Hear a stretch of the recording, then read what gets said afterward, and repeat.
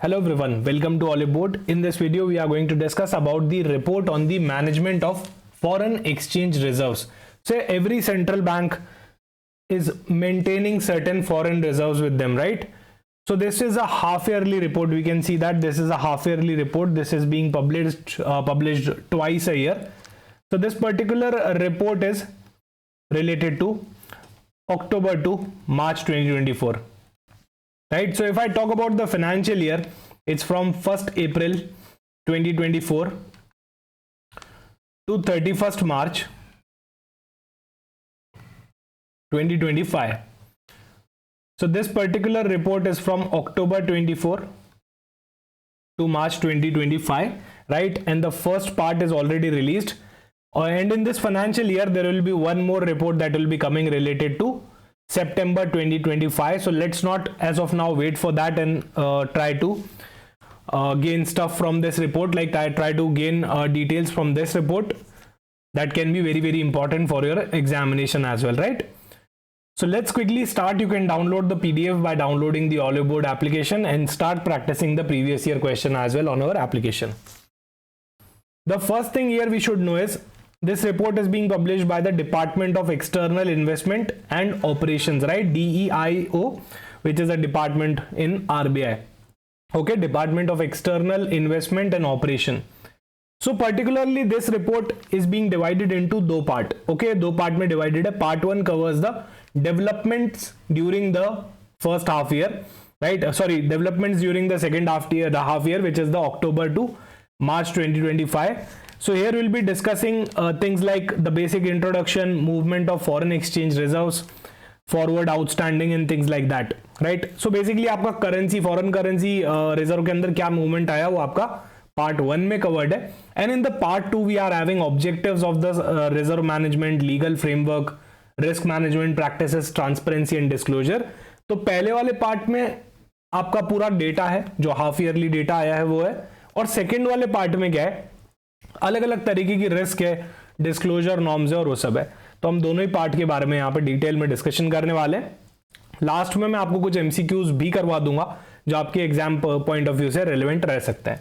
Okay, and if you want to if you want to ask any query you can definitely join my Telegram channel as well, right? So let's start with the part 1. Part 1 में developments during the half year, क्या क्या developments हुए इधर. सबसे पहले देखो introduction की बात कर लेते हैं. This report is being published by annually by the RBI, मतलब ये साल में 2 बार पब्लिश होती है. Why it is being published? To promote transparency. देखो हम एज अ सेंट्रल बैंक बता देंगे कि हमारे पास कितने रिजर्व्स पड़े हुए हैं, राइट? फॉरेन एक्सचेंज रिजर्व्स कितने पड़े हुए हैं, कितना हमारे पास गोल्ड में पड़ा हुआ है, एसडीआर में पड़ा हुआ है and so on. Okay, so this promotes transparency. So enhance transparency and levels of disclosure, इसके लिए ये रिपोर्ट निकाली जाती है. Okay, this is the 44th edition इस रिपोर्ट का, covering the data related to March 2025. तो 44 एडिशन है और हाफ ईयरली निकाली जाती है, मतलब हर साल 2 बार आई होगी. तो इस हिसाब से क्लोज टू इसको 20-22 साल आ चुके हैं आते हुए. Okay, this is the 44th edition March 2025 का. Review of the growth, the foreign exchange reserves dipped. सबसे पहली बात आपको ये पता होनी चाहिए कि जो फॉरेक्स रिजर्व्स हैं, फॉरेन एक्सचेंज रिजर्व्स हैं, वो क्या है, इस बार गिरे हैं, डिप हुए हैं. पहले ही हुआ करते थे 705.98 बिलियन डॉलर्स पे, right? This figure is in USD. उसके बाद गिर के कितने आ चुके हैं, 668.33 बिलियन. ये वाला फिगर आपको याद होना चाहिए, राइट? पहली चीज तो डिक्लाइन हुआ है और अभी कहां पे आ गए हैं, तो ये करंट डेटा आपको याद होना चाहिए, राइट? जनरली मैं आपको बता देता हूं कौन सा डेटा आपको याद करना है, कौन सा नहीं करना है. इस सर्कुलर के अंदर भी बहुत सारा, इस रिपोर्ट में भी बहुत सारा डेटा है. तो यहां पे भी मैं आपको बता दूंगा कौन सा डेटा आपके लिए रिलेवेंट हो सकता है, कौन सा आप इग्नोर कर सकते हो, राइट? देखो अब ये फॉरेन एक्सचेंज रिजर्व्स हैं, तो ऑब्वियसली बात है डिफरेंट करेंसीज के अंदर होंगे. But as of now we have express these currencies into US dollar. नहीं तो कंपैरिजन कैसा होगा, ऐसे थोड़ी बोल सकता हूं कि 50 मिलियन का डिफरेंस, 50 बिलियन का डिफरेंस यूएसडी की वजह से आया, राइट? 50 बिलियन का जापानीज येन में आया, तो फिर कैसे पता चलेगा, दोनों एट पार नहीं हुए ना. 50 billion USD is different as compare to 50 billion Japanese yen. तो इसको कंप्लीटली एक ही करेंसी में एक्सप्रेस किया है, जो सबसे ज्यादा डोमिनेंस वाली करेंसी होती है यूएस डॉलर, उसके अंदर यहाँ पे एक्सप्रेस किया है। ठीक है, अच्छा ये तो पता चल गया कि डिक्लाइन हुआ है, राइट, डिक्लाइन हुआ है, ये तो पता चल गया। इसका रीजन क्या है, what is the reason of this decline? So movement in the FCA occur mainly on account of purchase and sale of foreign exchange by the Reserve Bank of India। Sir RBI क्यों purchase और cell कर रहा है foreign exchange की? देखो समझना, US dollar एकदम से बढ़ने लग गया, राइट, यूएस डॉलर बढ़ रहा है मतलब INR आपका गिर रहा है। सो यहां पे डिमांड एंड सप्लाई मिसमैच हो गया, तभी एकदम से यूएस डॉलर बढ़ने लग गया, यूएस डॉलर का डोमिनेंस बढ़ने लग गया, INR गिरने लग गया। Now to stabilise the value of INR, what RBI has been doing, they started selling the foreign exchange reserve. वो यूएस डॉलर को बेचने लग गए मार्केट में। यूएस डॉलर को बेचना मतलब INR को खरीदना, राइट, करेंसी तो पेयर्स में चलती है, यूएस डॉलर दे रहे हो मतलब INR ले रहे होगे, तो you started selling US dollars and you started buying INR। सो इससे क्या हुआ, INR का डोमिनेंस थोड़ा थोड़ा बढ़ने लग गया, राइट, यूएस डॉलर की सप्लाई बढ़ने लग गई, मतलब अब क्या होगा, यहाँ पे INR का प्राइस स्टेबलाइज होने लग जाएगा। दो it's a temporary major, still RBI ने बहुत अच्छे से यहाँ पे इन चीजों को हैंडल किया। अभी आप देख सकते हो INR का प्राइस थोड़ा सा बेटर हुआ है एज कंपेयर टू USD, बाकी तो continuously it was in down trend, right. So on account of purchase and sale of foreign exchange by RBI, income arising out of the deployment of foreign exchange reserve, external aid receipts of central government and change on account of revaluation of the assets। अब इन assets की value भी तो change होती रहती है, right. So ये सारे feature, ये सारे आपके रीजंस हैं, ड्राइविंग रीजंस है, और यहाँ पे आप चार्ट में भी देख सकते हो movement in the foreign exchange reserve. हम पहले 105 का होल्ड कर रहे थे सितंबर 2024 में, now it's down to 668, right. तो यहां पे एक अच्छा खासा डिक्लाइन देखने को मिला है। अभी देखो ये डिक्लाइन आ कहां से रहा है वो भी आपको पता होना चाहिए, राइट, डेटा पे आपका इतना कमांड तो होना चाहिए। तो अगर मैं फॉरेन करेंसी एसेट्स की बात करूं तो डेफिनेटली ये डिक्लाइन हो रहा है। गोल्ड की बात करूं तो ये इंक्रीज हो रहा है, आप देख सकते हो, राइट, गोल्ड का होल्डिंग्स तो बढ़ाया है, कंटिन्यूअसली बढ़ा है, राइट, कंटिन्यूअसली यहां पे गोल्ड का होल्डिंग बढ़ा है। SDR की बात करूं तो यहां पे भी गिरा है, SDR भी गिरा है, और RTP की बात करूं तो ये भी यहां पे आपका रिजर्व ट्रांच पोर्शन भी बड़ा है एज कंपेयर टू सितंबर 2024 से। फॉल जो आया है मेनली किस वजह से आया है, एक तो FCA की वजह से आया है और आपका SDR की वजह से आया है गोल्ड, और RTP तो आपका इंक्रीज हुआ है एज कंपेयर टू सितंबर 2024। ओके, देखो चार्ट भी लगा हुआ था रिपोर्ट में यहाँ पे, तो आप देख सकते हो ये पर्टिकुलर आपका सितंबर 2024 का डेटा है और ये मार्च 2025 का डेटा है। एक बार तो काफी स्टीप डिक्लाइन आया, अभी धीरे धीरे हम इंक्रीजिंग ट्रेंड में, still we are yet to recover from the सितंबर 2024 वाला रिजर्व्स, राइट। हाँ पर है हम अप ट्रेंड में, ये भी आपको पता होना चाहिए कि अभी रिसेंट डेटा देखा जाए 2 महीने का, तो उसके कंपैरिजन में हम अप ट्रेंड में आ चुके हैं। ओके, सोर्सेस की मैं बात करूं तो सबसे पहले BOP, balance of payment, right. तो balance of payment reserves fell by 18.8 billion in the April to December. अच्छा पहले की बात करूं तो 2023 के अंदर year on year basis compare करूं तो पहले 32.9 बिलियन था, अभी 13.8 बिलियन है। Okay, including the valuation effect fall was 10.7 billion, right. अब वैल्यूएशन इफेक्ट क्या होता है, देखो ये असेट्स की वैल्यू भी चेंज होती रहती है। लेट सपोज अगर मैं गोल्ड की बात करूं तो हर दिन उसकी वैल्यू चेंज होती है, सो ये सब वैल्यूएशन इफेक्ट के अंदर अकाउंट फॉर होता है। Okay, major contributors drop in the FDI, decline in the portfolio investment, banking capital turned negative and slight gain from the SDR valuation. ये सारे इसके मेजर कंट्रीब्यूटर्स हैं। यहां पे हम चार्ट में देख सकते हैं sources of variation to foreign exchange reserves, कहां से वेरिएशन आया आप यहाँ पे इजीली देख सकते हो, right. So this is the April to December का data and this is April to December 2024 का। तो ये बेसिकली आपका 2023 के डेटा से 2024 का कंपैरिजन है। ओके, ये पूरा डेटा आपको यहाँ पे गिवन है। और नेट इंक्रीज और डिक्रीज इन द रिजर्व की बात करूं तो यहाँ पे इस बार -10.7 का डिक्रीज है। ओके, तो सर क्या हमको ये सारा याद नहीं, यार देखो ये वाला फिगर आपको याद होना चाहिए, 10.7 वाला फिगर आपको याद होना चाहिए। ओके, और इसके अंदर कौन इस रीजन को ड्राइव कर रहा है वो चीज आपको ध्यान होनी चाहिए, राइट। कमेंट सेक्शन में मुझे जरूर बताना कि इसके अंदर से मेजर कौन सा रीजन है जो इस नंबर को ड्राइव कर रहा है। Forward outstanding, the net forward assets payables USD कितने हैं, 84.35 बिलियन, ये भी आपको याद होना चाहिए, राइट। अभी क्या इंडिकेट करता है, तो ये आरबीआई का नेट फ्यूचर कमिटमेंट है to supply the US dollar in the forex contract. RBI को यूएस डॉलर सप्लाई करना है, राइट। तो ये पेबल्स हैं बेसिकली आपके यूएसडी 84.35 बिलियन। तो कितना फॉरवर्ड आउटस्टैंडिंग चल रहा था as on March 2025, 84.35 billion USD चल रहे थे। एक्सटर्नल लायबिलिटीज वर्सेस रिजर्व्स, तो यहां पे एज ऑफ दिसंबर 2024 का डेटा गिवन है। एक्सटर्नल एसेट्स कितने हैं आपके, यूएसडी 1078.7 बिलियन, और एक्सटर्नल लायबिलिटीज आपकी चल रही हैं 1443.2 बिलियन, राइट। तो यहां पे लायबिलिटी सामने दिख रहा है, बहुत ही ज्यादा है। तो नेट आईपीपी आ गया है। आईपीपी क्या होता है बताता हूं, राइट। तो आप देख सकते हो आपकी जो असेट्स हैं वो कम है पर आपकी लायबिलिटी, अब सर असेट्स क्या होता है, देखो असेट्स वैल्यूएबल रिसोर्स जो मुझे फ्यूचर इकोनॉमिक बेनिफिट जनरेट करेगी। लायबिलिटी मतलब मेरे obligations. So don't you think यहां मेरे ऑब्लिगेशंस कहीं ज्यादा हैं as compare to my liability, that's why net IPP क्या आ गया है, यहां पे नेगेटिव आ गया है। ओके, खैर स्लाइट इंप्रूवमेंट है। अगर मैं दिसंबर 2023 की बात करूं तो वहां पे 368.1 बिलियन था, अभी 364 है, मतलब कहीं ना कहीं 4.6 समथिंग का कुछ बेटर ही हुआ है, खराब नहीं हुआ है, राइट।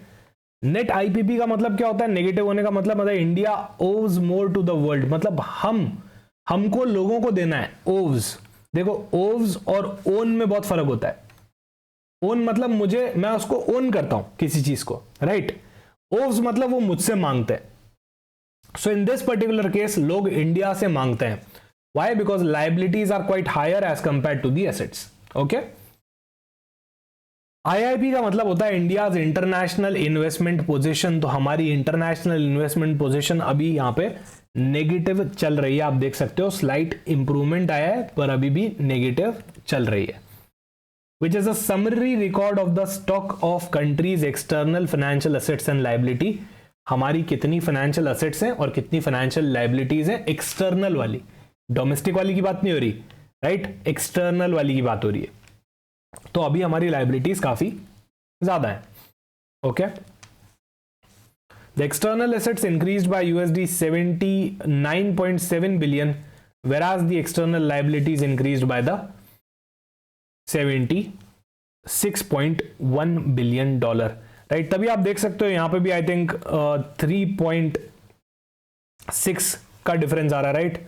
और यहां पे भी हमारा लगभग वही डिफरेंस है, राइट, 3.6 का। सो ये स्लाइट इंप्रूवमेंट यहीं से आया है। Okay, international investment positions of India, तो यहां पे पूरा डिटेल में गिवन है। देखो आपको मेजर मेरे हिसाब से ये वाला नंबर पता होना चाहिए। ये हमारी लायबिलिटीज हैं सारी, ये हमारी असेट्स हैं।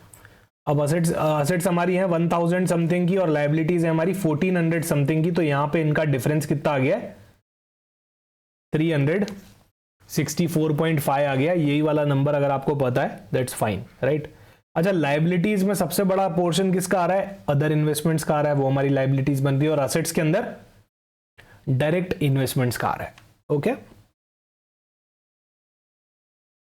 इसके बाद एडिक्वेसी ऑफ रिजर्व, तो हमारे पास इतने रिजर्व पड़े हुए हैं कि हमारा इंपोर्ट 10.5 मंथ्स तक आराम से कवर कर सकते हैं। इतने हमारे पास रिजर्व्स पड़े हुए हैं। अच्छा, पहले हम 11.8 मंथ्स तक कवर कर सकते थे, अब वो गिर के कितने हो चुके हैं, 10.5 मंथ्स तक हो चुके हैं, right. Short term debt to reserve is 22%, earlier it was 19.1%, now it is 22%।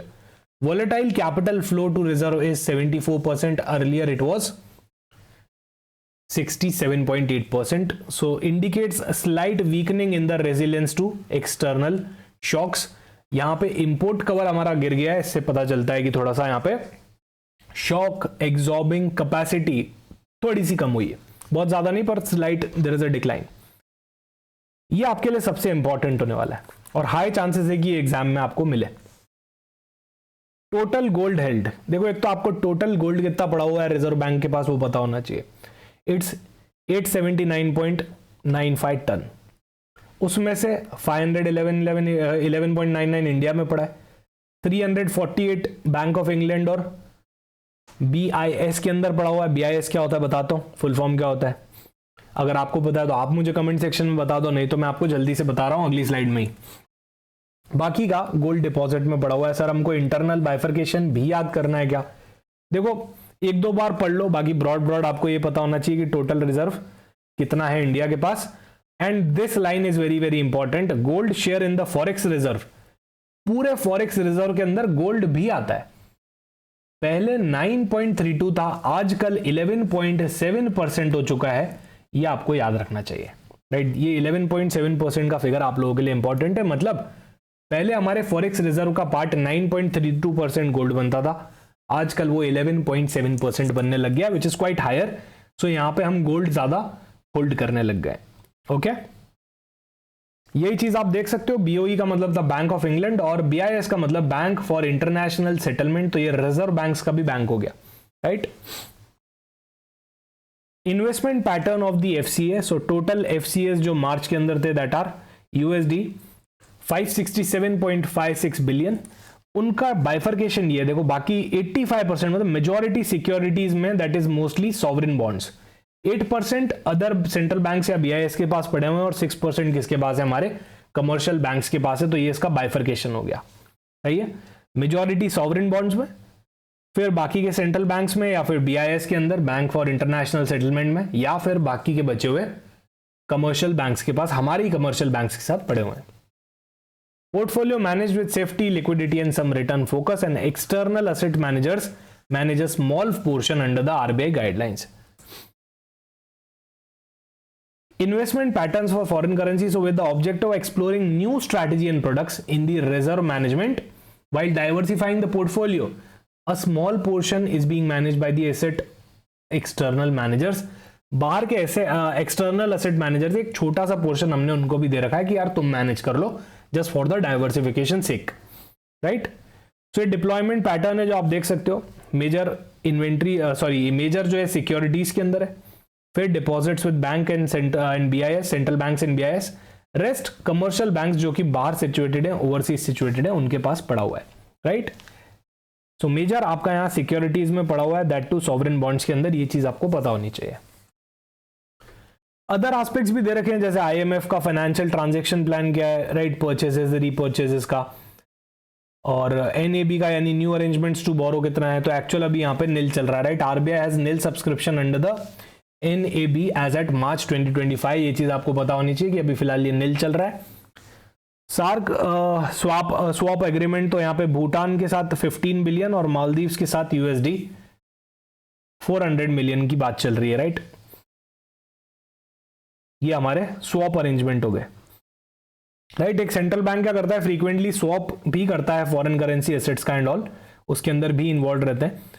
Investment in the IIFC UK के अंदर जो है बॉन्ड्स, तो basically RBI has mandated up to $5 billion.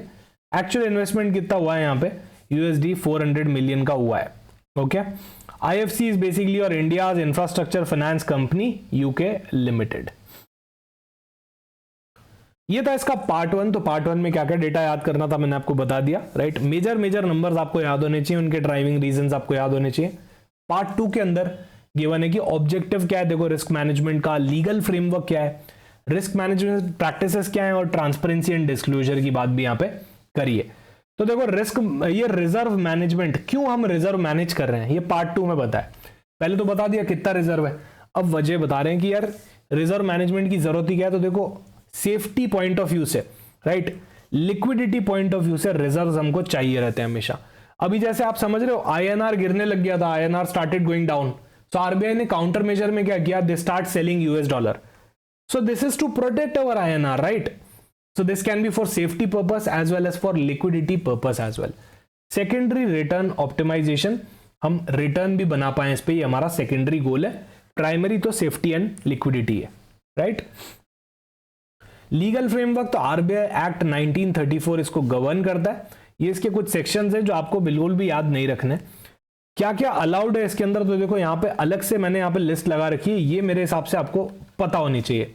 In brief the law broadly permits the following kind of investment category. तो central bank हमारा यहाँ पे invest कर सकता है deposits with other central banks and BIS. तो मैं क्या कर सकता हूँ, आरबीआई की तरह एज आ आरबीआई मैं क्या कर सकता हूँ, सेंट्रल बैंक्स में और बीआईएस के अंदर डिपॉजिट्स रख सकता हूँ। कमर्शियल बैंक्स जो बाहर सिचुएटेड हैं उनमें भी डिपॉजिट्स रख सकता हूँ, right. Debt instrument representing the sovereign and sovereign guarantee liability with residual maturity for debt paper not exceeding 10 years. So max 10 year वाले सॉवरेन के अंदर गारंटी के अंदर ही मैं लगा सकता हूं। ये चीज आपको याद रखनी चाहिए, this can be very very important. Other instruments हो गए जो यहाँ पे सेंट्रल बैंक्स परमिट करता है, या फिर dealing in certain types of derivatives. तो ये एक लिस्ट है जो आपको अच्छे से पता होनी चाहिए। अब इसके अंदर डिफरेंट टाइप की रिस्क दे रखी है। तो देखो क्रेडिट रिस्क का क्या मतलब होता है। क्रेडिट रिस्क मतलब मैंने किसी को क्रेडिट दिया है, मैंने किसी को पैसा दिया है, आई हैव अ रिस्क कि वो पैसा वापस आएगा ही नहीं। This is called as credit risk, right. Invest only in highly rated sovereigns and, तो यहां पे आरबीआई ने देखो क्लियरली बोल रखा है कि यार ऐसी जगह इन्वेस्ट करो जहां पे हाईली रेटेड सॉवरेन्स हो, right.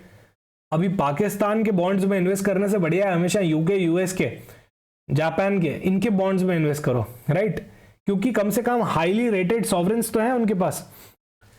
So Reserve Bank of India investment in bonds and treasury bills represent the debt obligation of highly rated सॉवरेन्स।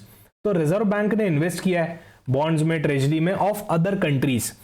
ये क्या है, क्रेडिट रिस्क बता रहा है कि कहीं वो कंट्री को कुछ प्रॉब्लम आ गया, कोई प्रॉब्लम फेस करना पड़ गया, कोई फाइनेंशियल डिफिकल्टी हुआ, तो क्या वो रीपे कर पाएगी आपको। That's a kind of credit risk जो आरबीआई को भी फेस करना पड़ता है, राइट। तो ये डिपॉजिट्स कहां रहते हैं, दूसरे सेंट्रल बैंक्स के पास, बीआईएस के पास और कमर्शियल बैंक्स के पास जो बाहर हैं, ओवरसीज हैं, right. Now this has been approved in counter parties is mandatory monitored continuously. तो इसको कंटिन्यूअस मॉनिटर करोगे, देखो सामने वाली कंट्रीज के पास कोई प्रॉब्लम तो नहीं आ रही है। This is a kind of ongoing exercise, ताकि कोई थ्रेट ना आ जाए। तो ये भी आरबीआई काम करता है क्रेडिट रिस्क को मेंटेन करने का, उसको मॉनिटर करने का। फिर आती है मार्केट रिस्क। अब मार्केट रिस्क मतलब potential changes in the valuation that result from movement in the financial markets, जैसे इंटरेस्ट रेट चेंज हो गए, foreign exchange risk rate change हो गए, इक्विटी का प्राइस चेंज हो गया, कमोडिटी का प्राइस चेंज हो गया। तो ये सब क्या होता है, मार्केट रिस्क होता है। आपने इक्विटी मार्केट में पैसा डाला, वहां पे चेंज होने लग गया। वैसे आरबीआई ने यूएस के मार्केट में पैसा डाला, वो मार्केट चेंज होने लग गया। तो this is a kind of market risk. इसके टूल्स होते हैं जिससे आरबीआई इसको मैनेज करता है, जैसे कि वैल्यू एट रिस्क हो गया, कंडीशनल वीआर हो गया, सिनेरियो एनालिसिस हो गया, स्ट्रेस टेस्टिंग हो गया। सिनेरियो एनालिसिस मतलब 10% गिरा तो क्या होगा, 20% गिरा तो क्या होगा, 30% गिरा तो क्या होगा, ऐसे करके सिनेरियोज बनते हैं अलग अलग। स्ट्रेस टेस्टिंग मतलब एकदम से विड्रॉल्स होने लग गए, राइट। मान लो इक्विटी मार्केट है, ये हमारे इंडिया में भी हुआ था म्यूचुअल फंड्स पे, अगर आपको याद हो तो पिछले साल मिस माधवीपुरी बुच जो सेबी के चेयरपर्सन थे पहले, उन्होंने स्ट्रेस टेस्टिंग करवाया था काफी सारे म्यूचुअल फंड्स पे, राइट। तो वैसे ही आरबीआई भी अलग अलग स्ट्रेस टेस्टिंग करता है कि उनका पैसा कोई एडवर्स सिचुएशन पे वापस उनको मिलेगा कि नहीं मिलेगा फटाफट से, राइट।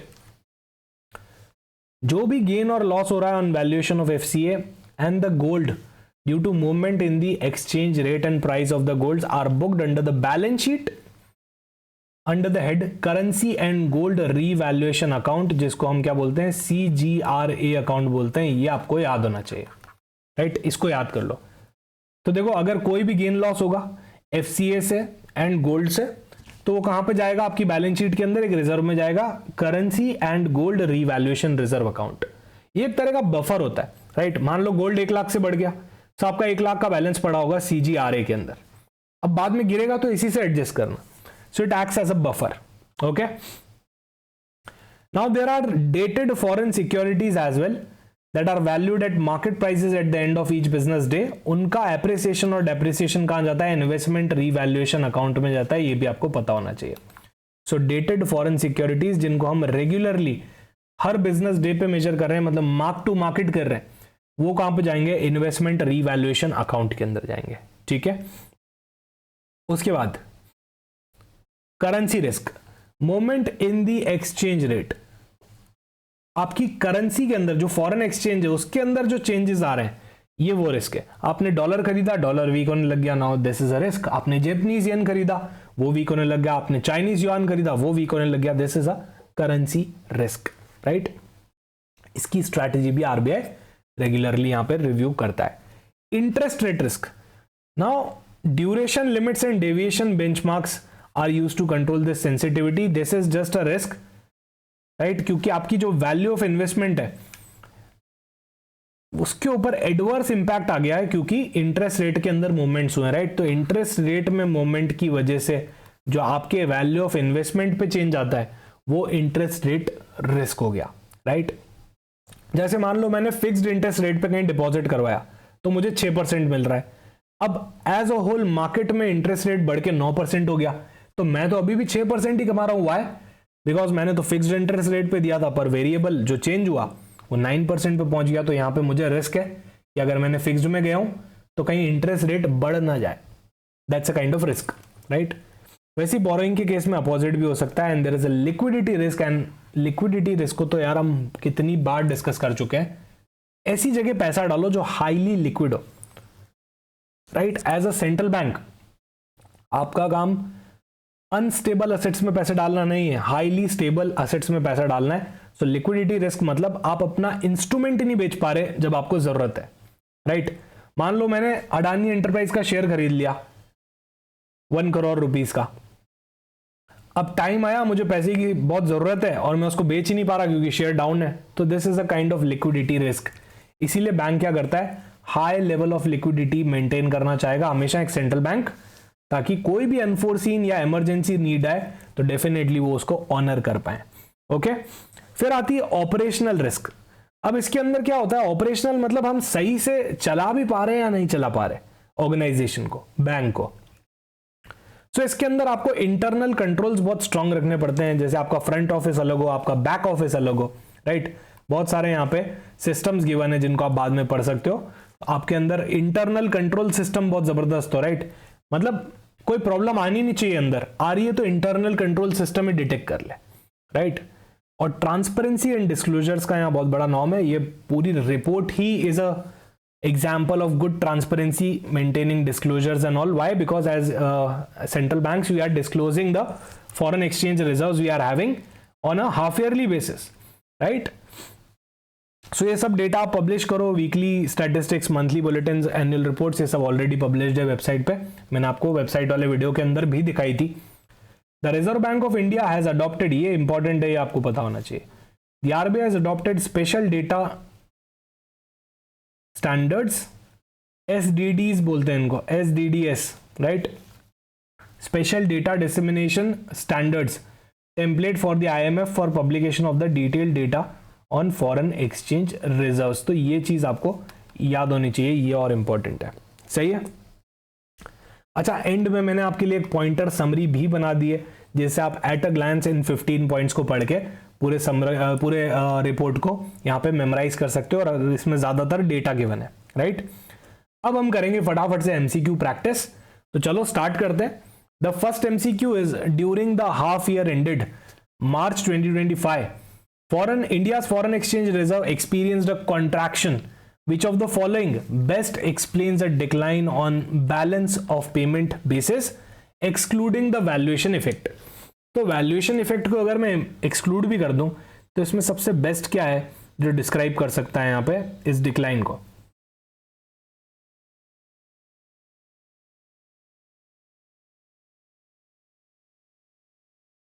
तो what should be the correct choice here guys?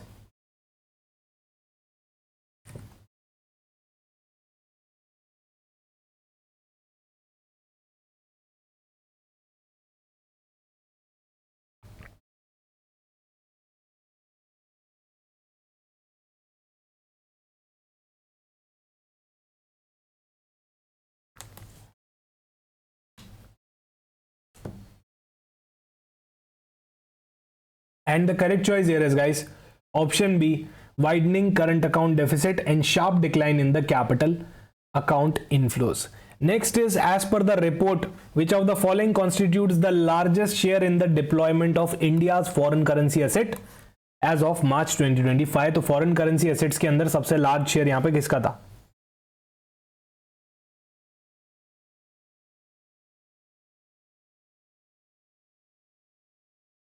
सबसे लार्ज शेयर यहाँ पे किस चीज का था?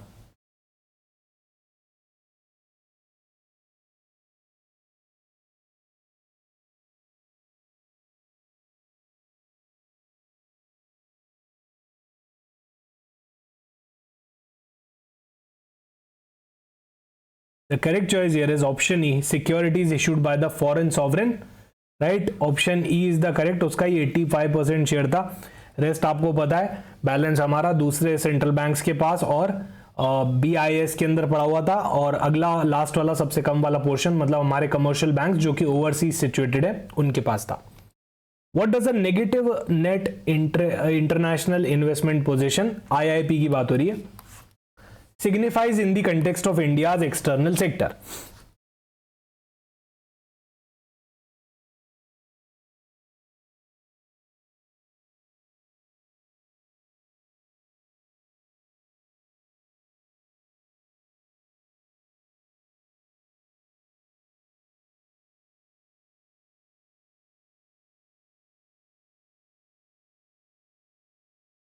The correct choice here is option D. India has more external liabilities than the assets, right? In foreign exchange reserve management framework, currency and gold revaluation account is used for what? CGRA, currency and gold revaluation account. It's easy guys, I have told you that this is important. Book valuation gains and losses arising from exchange rate and gold price changes. तो यहाँ पे हम जो भी changes आ रहे होंगे foreign exchange में और गोल्ड प्राइसेस में, हम उसको कहाँ पे अकाउंट फॉर करेंगे हमारी बैलेंस शीट में? Currency and gold revaluation account में.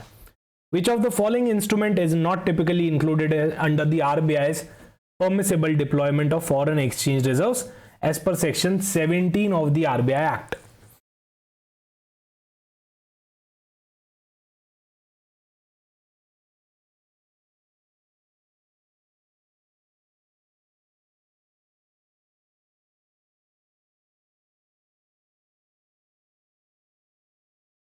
The correct choice here is option B, sovereign bonds with residual maturity of 15 year.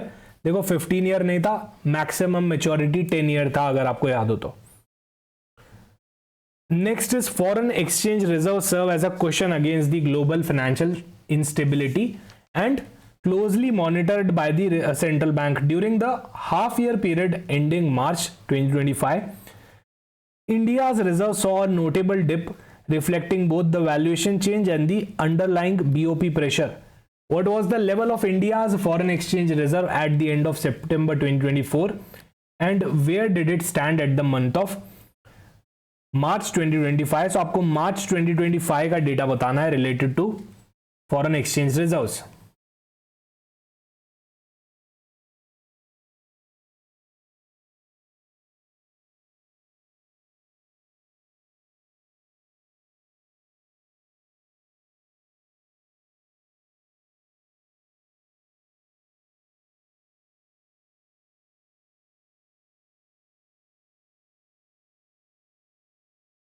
The correct choice here is option A. It went down from 705 to 668.33 billion, right? So option A आपका यहाँ पे correct है, 668.33 USD billion. Okay. What was the import cover of foreign reserves for the end of as of the end of December 2024 and how does it reflect on the external sector vulnerability? Import cover कितना है हमारे पास, कितने months का import cover है हमारे पास?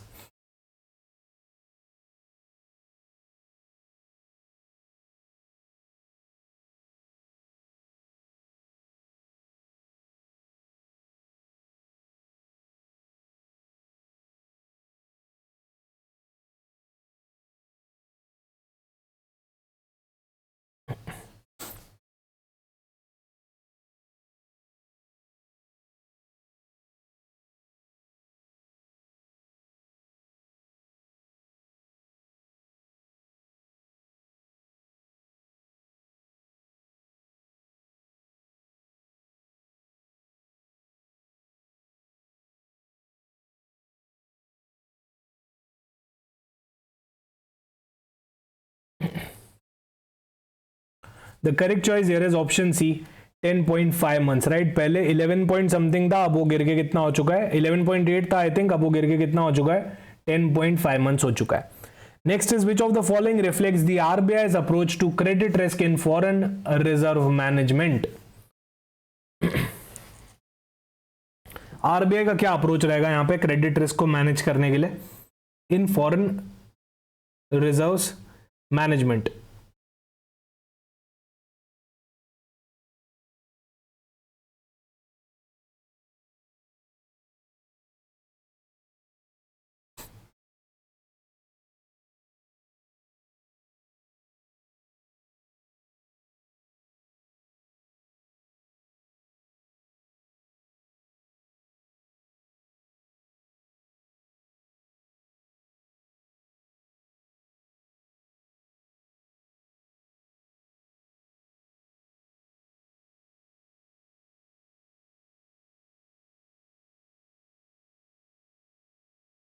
The correct choice here is option B, limiting the exposure to highly rated sovereigns and counterparties. So option B is the correct choice here. Next is under SAARC currency swap agreement. What was the total quantum and duration of swap availed by the Bhutan and the Maldives respectively?